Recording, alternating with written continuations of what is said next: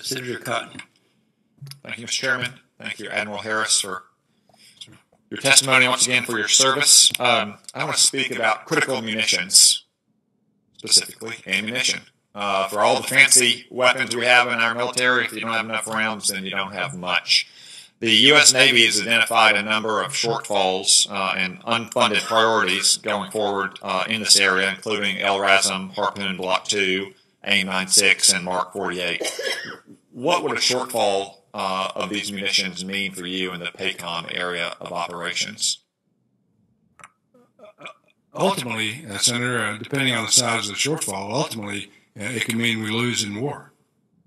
I mean, you got to have the munitions to beat the enemy. Yeah. So it's safe to say then that given the budget deal we reached last month and the additional funding for our military, that if this committee and this Congress can find more money for those munitions, that's something you would support? The budget deal is very much appreciated, Senator. Thank you very much for that. But you would support additional funding for those critical munitions? I would. Thank you. One kind of munition this country lacks, only country in the world that lacks it now, is a ground-launched intermediate-range cruise missile because of the INF Treaty. Russia is not supposed to have those. We now know that Russia does because they've been cheating on that treaty. Last year, we discussed this topic, and you stated, quote, "The aspects of the INF Treaty that limit our ability to counter Chinese and other countries' land-based missiles, I think, is problematic," end quote. Over the last year, China has continued to produce the DF-21, the DF-26 missiles, so I think it's safe to assume that those challenges have continued to increase. If this country were no longer a part of the INF Treaty and we could produce ground-launched intermediate-range cruise missiles, could you explain what that would do to the military balance of power in the PACOM area of operations? I think that we are at a disadvantage with regard to China today in the sense that China has ground-based ballistic missiles that threaten our basing in the Western Pacific and our ships. They have ground-based ballistic anti-ship missiles. We have nothing. We have no ground-based capability that can threaten China because of, among other things, our rigid adherence, and rightfully so, to the treaty that we signed on to, the INF Treaty. That said, there are good aspects of INF, and that is the nuclear piece of it, which we also adhere to, and I think that's important.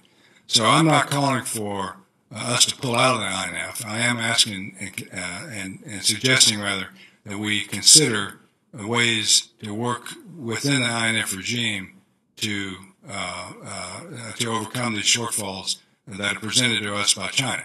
Because INF, as you know, only affects us and Russia and the successor republics from the Soviet Union.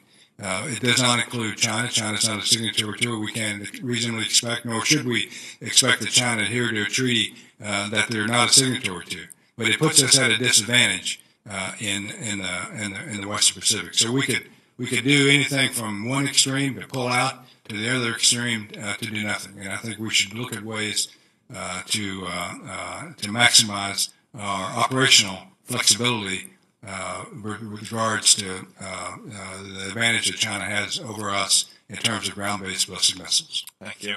One final question about the impact of the recent sanctions legislation this Congress passed, designed primarily with Russia in mind, and specifically countries that continue to use Russian military hardware and systems. I support that legislation. I still do. But I do have some concerns about potential unintended consequences among countries that, for various historical reasons, still have Russian hardware, and it'd be hard to avoid Russian hardware. Is that an area of concern in PACOM? It is, Senator, and we're speaking here about the CATSA legislation.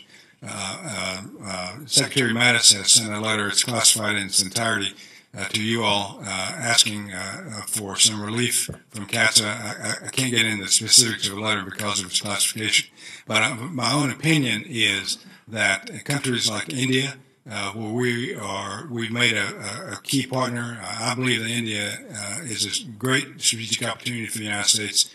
70% of their military hardware is Russian in origin. You can't expect India to go cold turkey on that. I think we ought to look at ways to have a glide path so that we can continue to trade in arms with India. So CATSA affects that, and I hope that we can achieve some relief for the rigidity that's in that legislation. Okay. And your point, I assume Secretary Mattis's point is classified letters. You have a country like India that's a close ally and growing ever closer, but for historical reasons going back decades, they just rely on a lot of Russian equipment, and it would really impair them and therefore our relationship with them to try to ask them to go cold turkey immediately.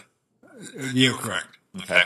Well, thank you very much for your testimony. I know you said this is the last time you'll appear in front of the Armed Services Committee, but I know you'll have a hearing coming up soon in the Foreign Relations Committee, so you'll get to continue to tell the noble lie that it's a pleasure to be in front of Congress again today. But most importantly, I know that I and probably most members of this committee will look forward to supporting your nomination to be our ambassador in Australia, and I'm very grateful you're willing to continue to serve in a new capacity. Thank you, sir. That's good. Thank you, Senator Cotton.